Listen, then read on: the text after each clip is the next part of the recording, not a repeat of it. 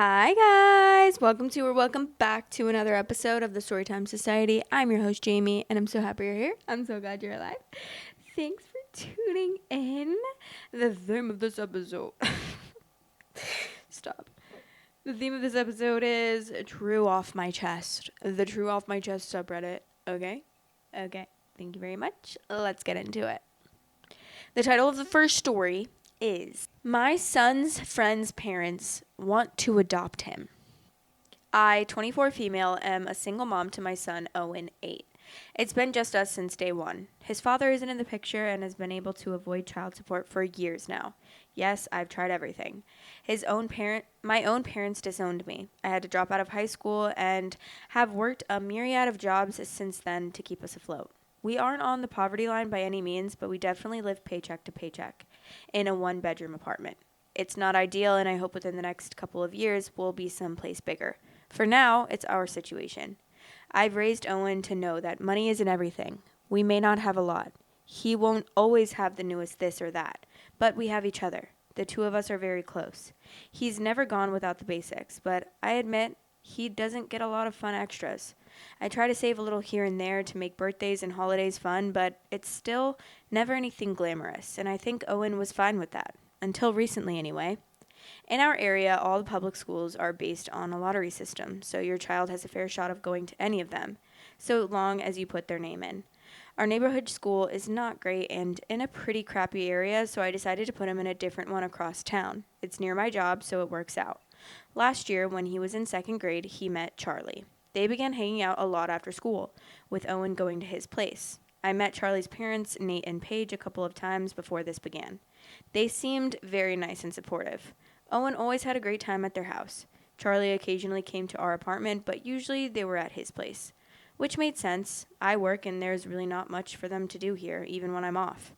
Summer breaks are easy to find care, as there are several free or low-cost camps that I can put Owen in. It's the shorter breaks, such as Christmas and spring, that are a lot harder. Camp space is limited. Spring break of 2022, I managed to just miss registration. Paige is a stay-at-home mom and offered to take Owen for the week. I was hesitant to ask so much of her, but she insisted. He had a really fun time with them.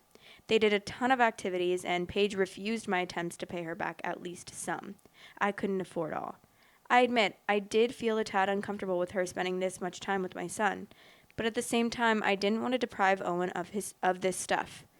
Summer came, and while I did get Owen into camp, he spent a ton of extra time with Charlie as well. He ended up going on vacation with them. I was again very hesitant, but the experience was something I could never give Owen, and it wasn't too far away. He had a blast. I kept telling Nate and Paige there's no way I could ever pay them back, and they kept insisting that they loved having Owen around. They told me what a great kid he is. Sweet, respectful. At one point, I really pressed Paige as to why she was so insistent on having Owen around so much. That's when she told me they never planned for Charlie to be an only child, but attempts to give him a sibling just didn't happen. They know that Owen will never make up for not having a brother, but if they can give him a consistent playmate so he's not lonely, they'll do it. Should this have been a red flag? Maybe. But at the same time, I found it sweet that the boys considered each other brothers. I thought it was innocent. Surely Paige and Nate knew the truth, right? Right? This continued for a bit, and comes Christmas break of 2022, Paige and Nate insisted that I not even bother to try to get Owen into camp. They would take care of him for me. I was grateful. They ended up getting him more Christmas gifts than I did. I tried to set my pride aside because it was about Owen, not me. This is still when things finally started seeming off to me. I understood a gift on his birthday, and while they didn't get him as many gifts as they got Charlie, it was a lot more than you would typically get your kid's friend. Fast forward to now, spring break was last week, and this time Paige and Nate didn't offer to take care of him during the day while I worked. They asked if Owen could spend the entire week at their house. Honestly, it meant I could pick up some more shifts and save up for the bike that Owen wants for his birthday. So I said yes. I went to pick him up on Saturday afternoon. The kids were playing out back, so Nate and Paige asked to talk to me. They sat me down and said they love Owen, and he's always such a joy to have. I thanked them profusely for all that they had done for him. Paige suggested that Owen stay a little bit longer. I pointed out Easter was Sunday, plus school started up on Monday. They said they could take him to school. I felt weird and said no. It was time for Owen to come home. That's when Nate suggested that Owen stay with them long term. I could still see him, but they would take care of him. I thought they were joking and said, quote, like what? You'd be his guardians or something? They got quiet, and the reality rushed over me. I pointed out this wasn't a movie. They can't just get custody. They started spouting some legal stuff about how I could assign them as guardians and they would help make this transition smooth. They told me to think about Owen and what's best for him. I told them there's no way in hell I was going to give up my son. I grabbed Owen and we left. I blocked their numbers. Owen has no clue what's going on. I'm keeping him home tomorrow and took the day off work to figure some stuff out. Legally, they can't take him, but now I know that what they want, and I'm terrified. I don't want him going back to that school. Do we move? I'm so lost, and I feel so stupid because looking back, all the warning signs were there. I know Owen is going to be devastated losing Charlie, Paige, and Nate. How am I ever going to explain it to him? I'm actually scared of that. Rich people really think that they can just like, hey, I'm going to buy your child. Like, what do you... Also, it's giving trafficking. That's crazy. Someone said, maybe those parents have been turned down by foster/adoption agencies. And Opie said, I've suspected this too. It seems like they don't want another child. They want Charlie to have a permanent playmate or buddy. And I don't know much about the system, but if they were as honest as they were with me, I could see them being turned down. Oh my God. Okay, there's an update later that day. Post won't let me update directly, so here it is in the comments. There's no way I can respond to everyone, so I just want to say thank you for the advice. While I understand those saying they potentially meant well and weren't trying to be offensive, it's still a risk I can't take. It's not like they offered to take him every so often. They wanted him full-time, permanently. To those who said I should just let them, please pass me whatever drugs you're on. I will never give up my son. Do we have the newest this or that? No. We have our needs met. I love my son, and I'm not letting him go. As for everyone else, I took your advice and reached out to the school. I told them that Paige and Nate are no longer allowed to pick up Owen and explained that I do not feel safe with them around each other. They understood. There's not much they can do outside making sure that they never pick him up. It's too late in the year to move classes, but next year Charlie and Owen will not be in the same class. I notified the police again, but they can't do much. We have 0 in writing, and a simple request to have my child isn't really breaking any laws. Unfortunately, all I can do is hope that they don't try anything. I still haven't spoken to Owen. I think it's fine if he talks to Charlie and plays with him at school, but I have to find a way to explain why they can't have playdates or sleepovers, as well as to never go anywhere near Nate and Paige. I guess that time will come.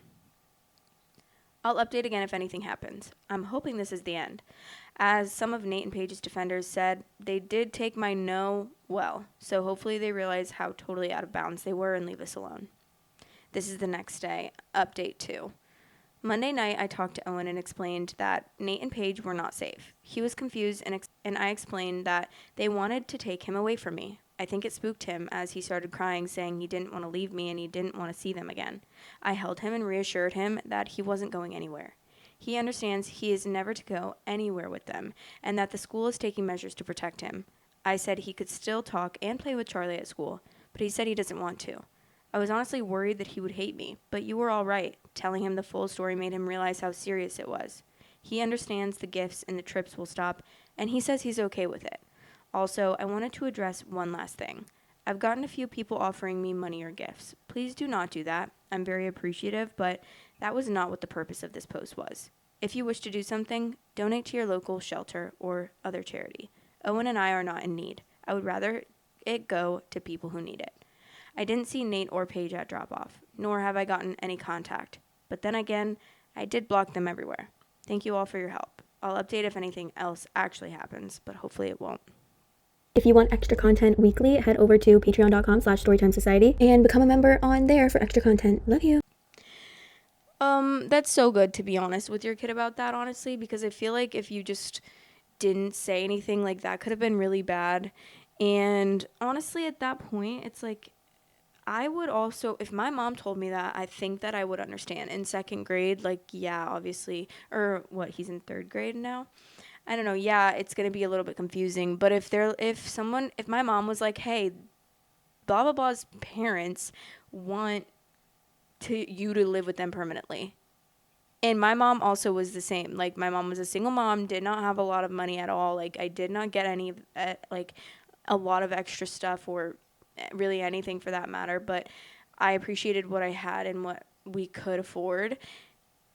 And I would never, even if it meant that I got like a private plane, trips to I don't even know where, I don't think in second grade I would have cared that much about that. Like, I feel like material things aren't like, yeah, you're like, ooh, this is so fun, cool, shiny new things, but like, do they really mean that much to you when you're that young? In my opinion, no. I feel like I just would like it for 1 second and then be over it in the next second. So I feel like it really wouldn't have that much of like of control over me at that age.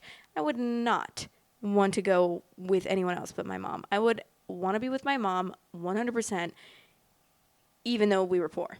Like, I'd be so scared. I'd be like, oh my God, are they going to kidnap me? Like, I would literally be like, are they going to take me away? That'd be my worst nightmare. Okay, 4 days later, update. I've tried to post this update in TrueOffMyChest, but it keeps getting auto-deleted. Since I have so many followers, I figured I would update here and hopefully it gets around. Well, what everyone feared would happen, did. Tuesday, he returned to school. I told him he could still talk with and play with Charlie. I was hesitant to drop him off, but figured you can't live in fear. Most afternoon, my son takes the bus to a local rec center for aftercare. I had already told the school everything and that Nate and Paige were not to pick Owen up. I managed to call and even make sure that he got on the bus. Aftercare was also made aware of the change in the pickup list. Well, a half hour later, I get a call that Paige had tried to pick up my son. The front desk refused to release him. Didn't say why, just that she was no longer on the list. She wouldn't leave, and the police were called. She was escorted out of the building. While she wasn't brought to jail, there is a police report, and I am using this to go to court and get an order of protection. Paige and Nate are also banned from the rec center, so if they do show up, they will get arrested for trespassing. The police are working on ways to protect us, and the local social services office has been made aware of the situation. So should they try to make a claim, they're aware of the situation. Well, now they're definitely, if they weren't turned away from foster or adoption agencies before, they definitely are going to be turned away now, girl. And what's the obsession with this kid? Like, there are many kids out there who need homes and who would love to have a family that don't have families, that don't have a perfectly good mom that loves her son and takes care of him in the best way that she can and knows how. That's just crazy. Okay, there is an update that is 2.5 years later, and it's recently posted September 28th, 2025. I hadn't realized it had fully been nearly 2.5 years since I gave an update to our lives, but I thought about this whole saga recently, found the account, and realized 3,000 plus of you follow this now. Plus, it seems I still get requests for an update. After this happened, I wanted to stay in the area that we lived in, if anything, because I couldn't afford to move us. I ended up transferring Owen to a different after-school program. He still remained friends with Charlie at school. Apparently, even Charlie would call his parents weird and say he was angry with them for making it so Owen couldn't go over there after school. The rest of the year passed by awkwardly, but initially the school did a good job of making sure Nate and Paige were not anywhere near my son. I was told they wouldn't be allowed to volunteer anymore, as Paige often did prior to everything. Summer soon came. Owen started his usual camps, and I thought all was well. I had initially been told that the boys would not be put in the same class the following year. It had been too late in the year to move either of the boys. But when I brought Owen to school on the first day, I saw Charlie's name on the door.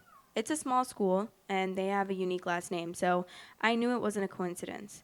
I spoke with the principal and was told it was impossible to keep them in separate classes, and there were factors I just couldn't possibly understand. I regretfully didn't fight as hard, because I assumed Paige and Nate were still banned from volunteering. It was like a horror movie receiving a letter from the room moms of the class. Typical letter I receive every year talking about fundraising, volunteer opportunities, when they raise money for teacher gifts, etc. Paige's name was right at the bottom. I once again spoke to the principal and was told that they couldn't keep Paige away from the school. She donated a lot of money, was great with the kids. They said since we had no incidents in 5 months at that point, we had to let it go. I tried to. I thought maybe things have changed, but it brought me so much anxiety every time I thought about that woman near my son. The school was refusing to protect him. What if things hadn't changed? I debated switching schools, but this was the best one in our area, and I couldn't afford private. I prepared my son. He said he wouldn't try to go with her and would scream if she tried to take him.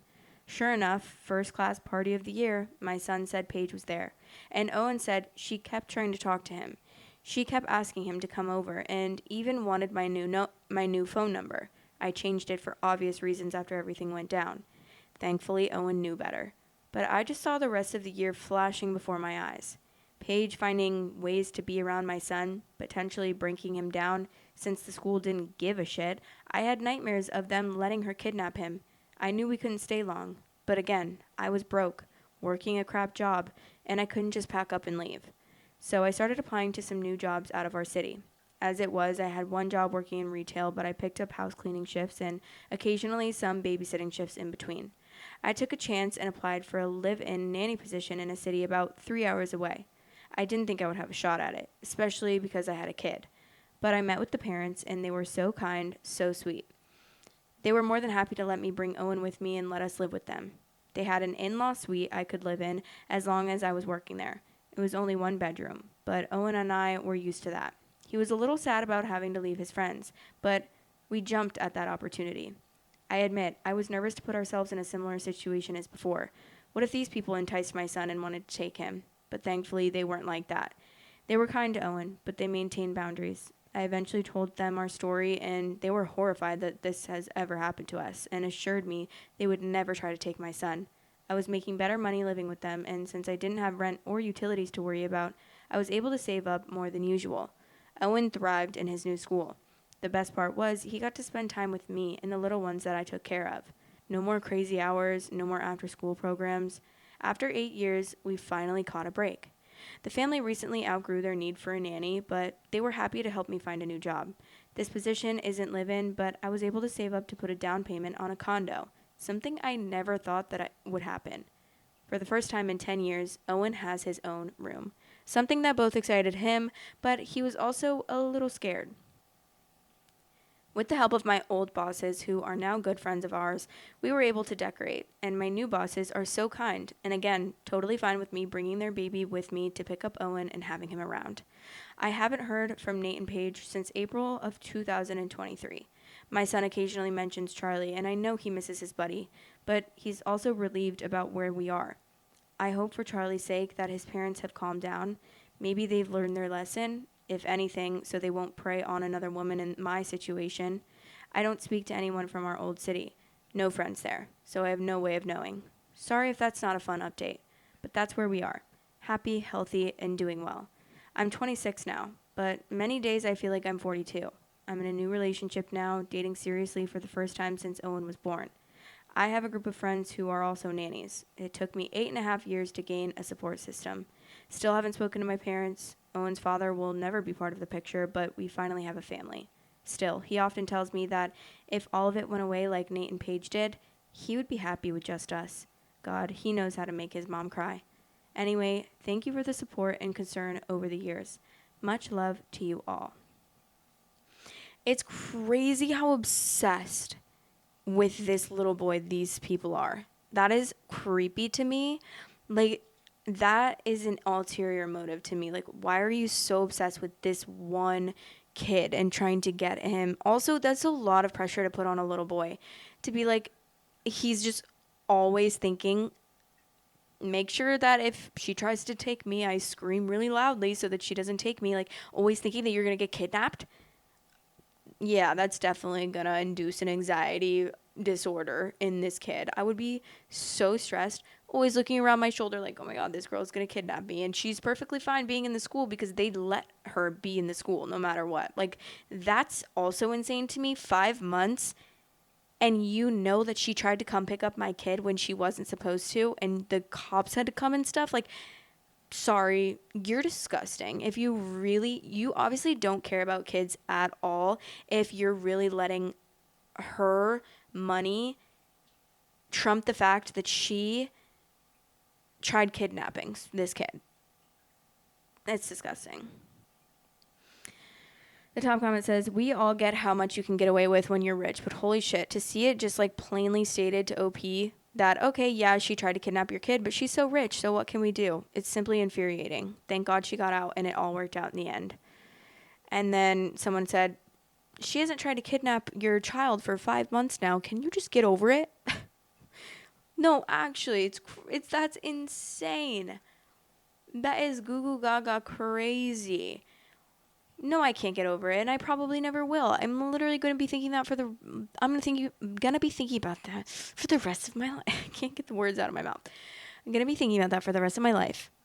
I'm gonna be scared for the rest of my life that someone's gonna those weirdos, are gonna come try to kidnap my son. And you should understand, because you literally work with children. You work at a school. You should understand.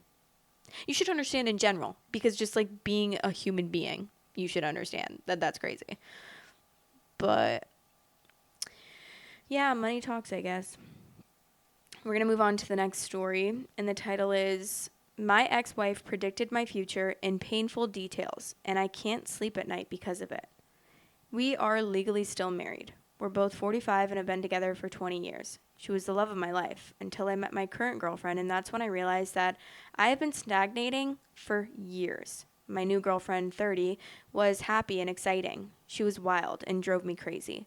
I finally remembered how it was to feel alive with her, and she understood me. Never complained and never nagged. Always positive. When my ex-wife found out, she laughed in my face and told me how disappointing I was. Quote, leaving your wife of 20-something for a 20-something? How original. I told her it wasn't her age. She laughed even harder. Quote, let me guess, because she cares about her looks, because she's so positive and adventurous. She said that when reality hits, don't come running back. When she stops blowing you in the most wild places because she knows that she doesn't have to now, when she realizes that she wants more and asks for more, when your answer and actions aren't good enough for her, when she stays in bed scrolling her phone all weekend because now she has you so she doesn't need to pretend to be oh so adventurous anymore, remember that you haven't traded up. I didn't believe her, and she laughed at that too. She said, remember how our story started? The love and respect we had, and look how it ended. How do you think this one that started by hurting the people closest to you will end? This was 9 months ago. Now I haven't spoken to my girlfriend for 2 days. She moved in with me 3 months ago, and I've never been this miserable. The fights and nagging, the scrolling on her phone day and night with zero effort or energy for any adventure, the demands and small fights about small things. I know that moving in together can be emotional and unstable, but I feel that I have no feelings for this woman. I have nothing to say to her. I don't even like her. I just keep thinking of my wife and how she knew all of this. I pretend that everything is great when I'm with people. I act like I'm so in love, but I'm dying inside. She predicted everything, and I miss and love her and think about her every single day. And because I'm not a good person, I told my girlfriend this. I don't know why I felt the need to tell my girlfriend this. Maybe because she called my ex old and bitter. I told her that I will never love her like I do my ex. That took her down on earth real quick. I'm sick of myself. I'm sick of you too, quite frankly. And I knew. First of all, when I saw this title, I thought it was going to be something cool, like she was a psychic and she said something like really in depth that happened to you and predicted your future. Like I literally thought she was a psychic, but no, it was just her saying exactly what everyone knows. You're so embarrassing. Like you constant she never nagged. She was always positive. My new girlfriend, 30, was happy and exciting. She drove me wild. She drove me crazy. Yeah, of course she did. Are you not 45 years old? Do you not know? Are you that stupid? You're in the honeymoon phase. And this is a shiny new toy that you're like, she's young and adventurous. And that's like the worst. Why are men like this?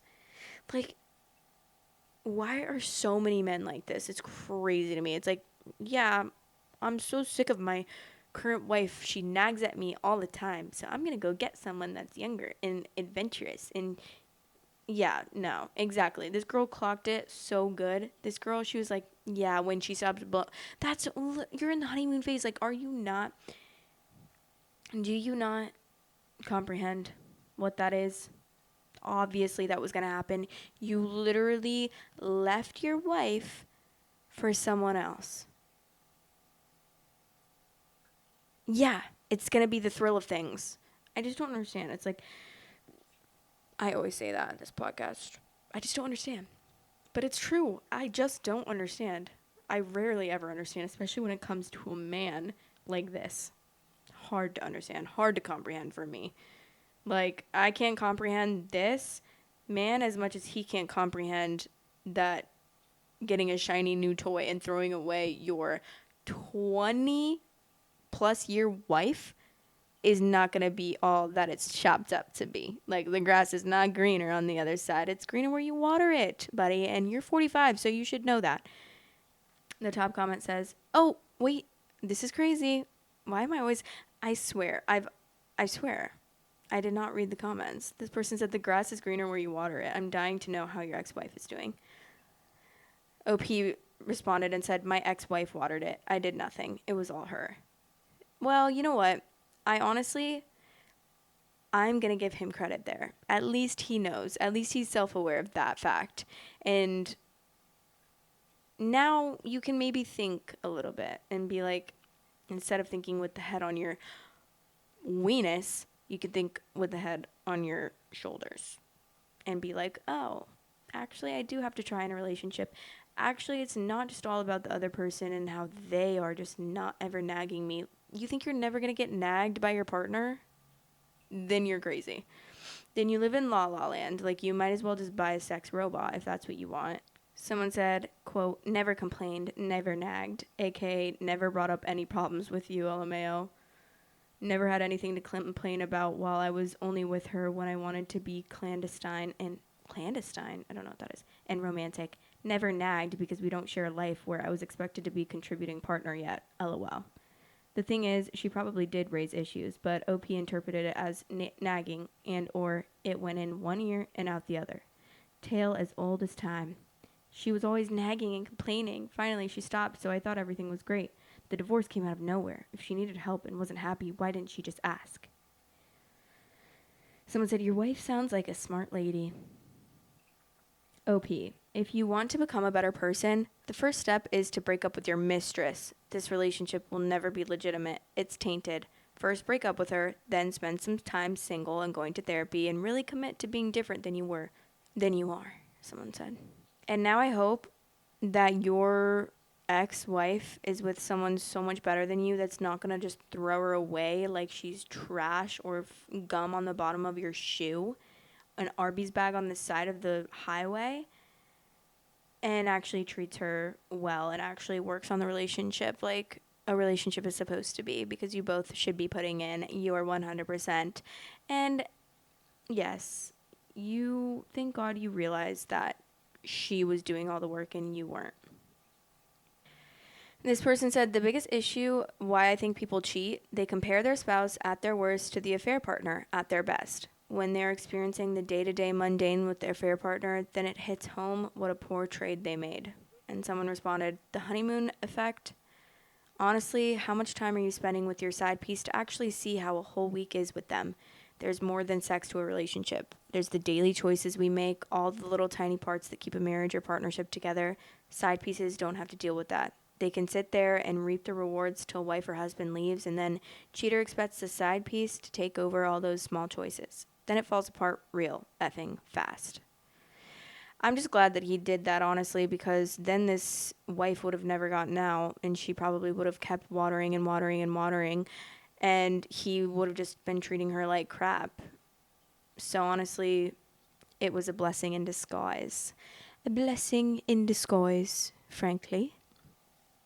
But that's the last story I have for you guys. Let me know what you thought of this episode. Also, if you have the time, if you have the patience, please give me some hype points, because that's the new thing apparently around this town, and I'm trying to stay hip and cool.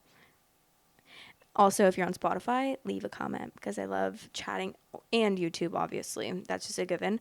But I also love seeing the comments on Spotify. I love talking to you guys on both YouTube and Spotify. It's just so fun. And also, if you're on Spotify, please leave me a 5-star review, because these haters out here, they'd be trying to give me low stars, and it got my rating to 3.9. I'm trying to get it at least to 4.0. Like, hello, I deserve a 4.0 at least. Come on. You know? But anyways, love you guys, and I'll talk to you in the next episode. Bye.